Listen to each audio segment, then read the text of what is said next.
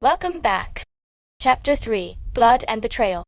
The abandoned service station appeared out of the darkness like a ghost from another era. Jake had been driving for 3 hours through winding mountain roads, using back routes and fire trails to stay ahead of his pursuers. His fuel gauge was hovering dangerously close to empty, and his hands were cramping from gripping the steering wheel so tightly. He pulled behind the derelict building and killed the engine, listening for the sound of approaching vehicles. Nothing but the whisper of wind through broken windows and the distant cry of a night bird. For the first time since escaping Arthur's house, Jake felt like he could breathe. The adrenaline was finally wearing off, replaced by a bone-deep exhaustion, and the shocking reality of what he'd discovered. His father had been murdered. The police were corrupt. And somewhere in Melbourne, another clue waited that could either save his life or end it. Jake pulled out Arthur's journal and read the entry again by the light of his phone. Go to Melbourne to the old Mitchell's Bakery on Swan Street in Richmond. Look for the place where we used to count our blessings. Mitchell's Bakery. Jake had heard that name before, buried deep in childhood memories. His grandmother had mentioned it once, something about the family business that had closed down before Jake was born. His father's family had once owned a bakery. But that meant Jake had family history in Melbourne he'd never known about. More secrets, more lies. How much of his life had been built on deception? Jake started the engine and pulled back onto the highway. Melbourne was 8 hours away, and he had 7 days left to complete the remaining conditions. Time was running out, and Detective Inspector Reynolds, whoever he really was, would be coordinating a manhunt by now. The drive to Melbourne gave Jake too much time to think. Every set of headlights in his rearview mirror made his heart race. Every police car he passed made him duck down in his seat. By the time he reached the outskirts of the city, paranoia had settled over him like a second skin. Swan Street in Richmond was a mixture of trendy cafes, vintage shops, and remnants of Melbourne's working-class past. Jake found the address easily enough, a narrow building squeezed between a hipster coffee roastery and a vintage clothing store. The faded sign above the door still read Mitchell's Family Bakery, though the windows were boarded up and graffiti covered the lower walls. Jake parked across the street and studied the building. Like Arthur's house, it looked abandoned but somehow cared for. The boarding on the windows was new, and someone had recently cleaned the graffiti from around the doorway. He was being watched again. Jake could feel it in the way his skin prickled, in the subtle wrongness of his surroundings. A woman in a red jacket had been standing at the bus stop when he arrived, but the bus had come and gone, and she was still there. A man reading a newspaper in the cafe across the street hadn't turned a page in 10 minutes. Jake needed to get inside the bakery, but approaching it in broad daylight felt like suicide. He decided to wait until dark and find another way in. As evening fell, Jake circled the block several times before parking in a narrow alley behind the bakery. The rear of the building was even more run down than the front, with a rusty fire escape zigzagging up to the second floor. A small courtyard was overgrown with weeds, and broken glass crunched under his feet as he approached the back door. The brass key from Arthur's journal fit perfectly. The door opened into what had once been the bakery's kitchen. Industrial ovens lined one wall, their chrome surfaces dulled with age and dust. Stainless steel workbenches sat empty, and the air still held the faint ghost of yeast and flour from decades past. Jake pulled out his phone's flashlight and began searching for Arthur's next clue. Look for the place where we used to count our blessings. In a bakery, that could mean a cash register, or maybe an office where they counted money. But something about the phrasing suggested it was more personal than that. He made his way through the kitchen to the front of the shop. The retail area was small and cramped, with empty display cases and a vintage cash register that looked like it belonged in a museum. Behind the counter, a narrow staircase led to the upper floor. Jake climbed the stairs, each step creaking under his weight. The second floor had been converted into a small apartment, probably where the bakery owners had lived. A tiny kitchen, a cramped living room, 2 bedrooms, and a bathroom that looked like it hadn't been updated since the 1970s. In what must have been the main bedroom, Jake found something that made him stop cold. Family photographs covered one wall. Old black and white images of people he didn't recognize, but their faces were familiar. The same strong jaw he saw in the mirror every morning. The same dark eyes. The same stubborn set to their mouths. These were his relatives. People he'd never known existed. One photograph in particular caught his attention. It showed a young couple standing in front of the bakery, proudly holding a small child. On the back, someone had written, "Thomas and Marie Mitchell with baby Jake, 1995. Jake's knees went weak. This was a photo of his parents, taken just months before his father died. But he'd never seen it before, had never even known it existed. His mother had told him that all the family photos were destroyed in a house fire. But here was proof that she'd been lying to him his entire life. A sound from downstairs made Jake freeze. Footsteps. Slow, careful footsteps moving through the bakery. Jake quickly pocketed the photograph and looked around for another way out. The fire escape he'd seen from the alley, maybe he could reach it from one of the back windows. But as he moved toward the rear of the apartment, a voice from the stairs stopped him cold. "I know you're up there, Jake." It was a woman's voice, young, with a slight accent he couldn't place. Not threatening, but not exactly friendly either. "The building's surrounded," she continued, her footsteps coming closer. "But I'm not here to hurt you. We need to talk." Jake pressed himself against the wall next to the bedroom door. In the darkness he could make out the silhouette of someone climbing the stairs. A woman, small and slight, moving with the careful grace of someone trained to be quiet. "My name is Sarah Chen," she said, reaching the top of the stairs. "Arthur Mitchell was my father." Jake's mind reeled. Arthur had a daughter? Another heir to the inheritance. "I can see you there, Jake. You're not very good at hiding."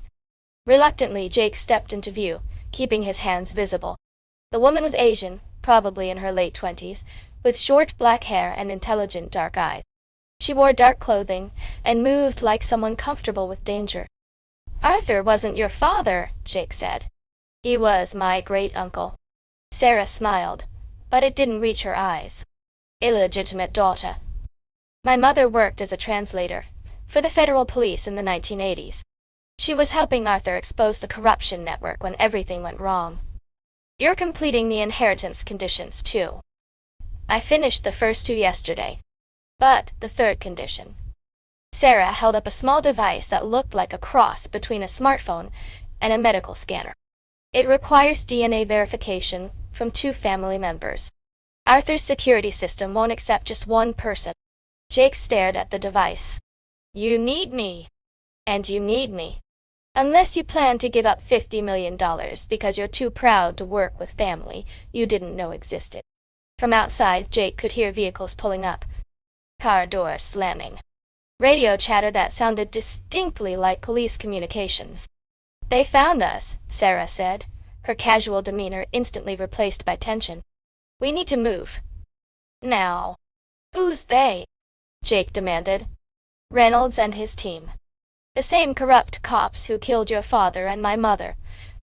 Sarah was already moving toward the back of the apartment. "How do you think I knew you'd be here?" "They've been tracking your movements since you left the mountains."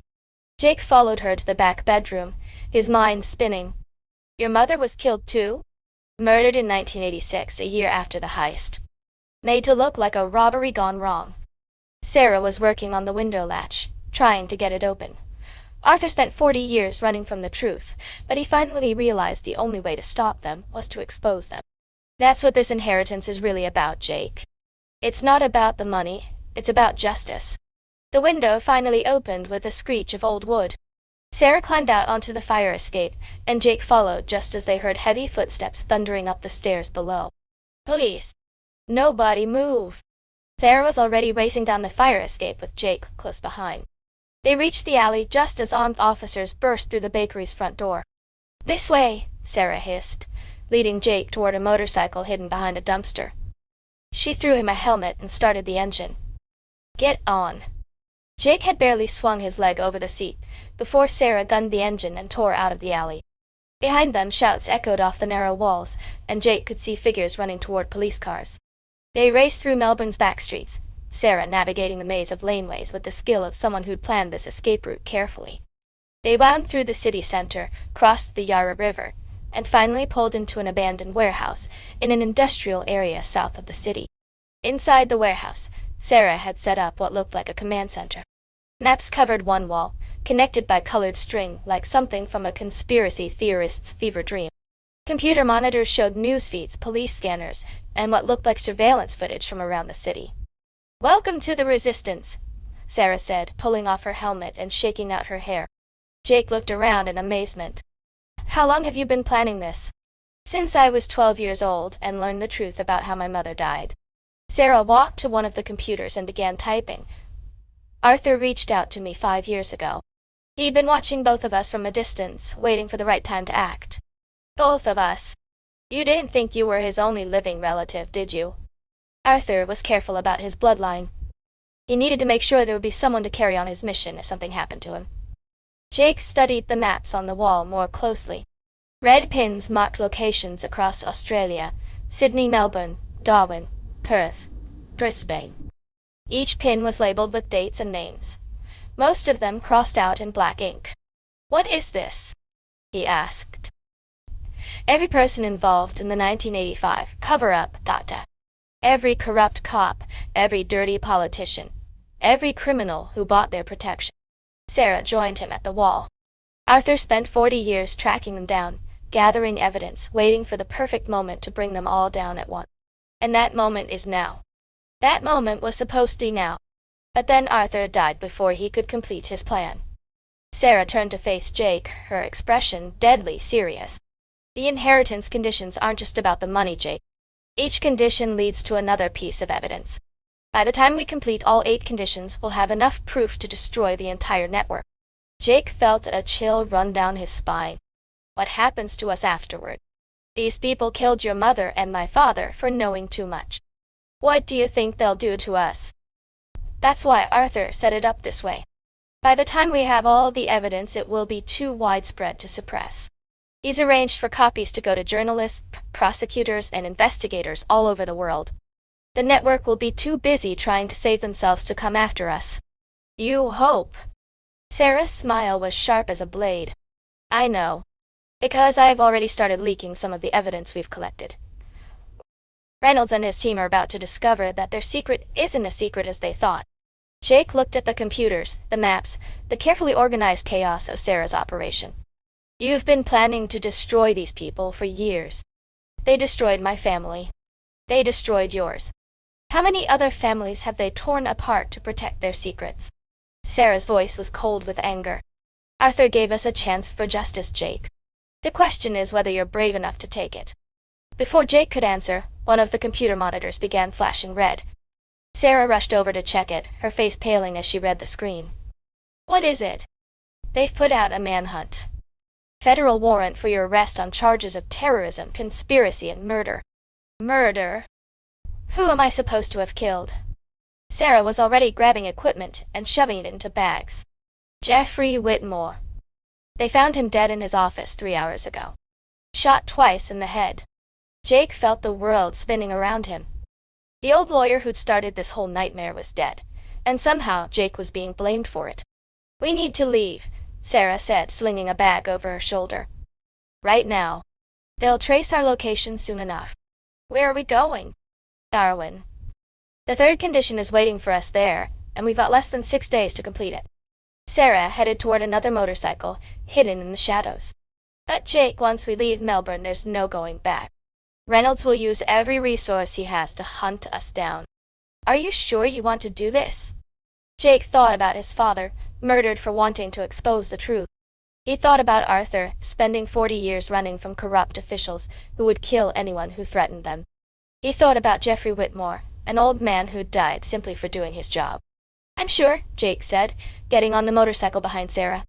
But as they roared out of the warehouse and into the Melbourne night, Jake couldn't shake the feeling that Sarah was keeping secrets of her own. She'd been too well prepared, too organized, too ready for everything that had happened. How had she known exactly where to find him? How had she known about Reynolds' movements? And why did her story about being Arthur's daughter feel like it was missing important details? As they raced toward the highway that would take them north to Darwin, Jake realized that the inheritance conditions were forcing him to trust people he barely knew. But in a world where the police were corrupt and family members kept deadly secrets, who could he really trust? The only thing Jake knew for certain was that somewhere ahead of them, in the tropical heat of Australia's north, the 3rd condition was waiting. and with it more answers about the conspiracy that shaped his entire life. But as Sarah had warned him, once they left Melbourne, there would be no going back. The chase was about to become a race across the continent, with Jake's life and the truth about his father's murder hanging in the balance.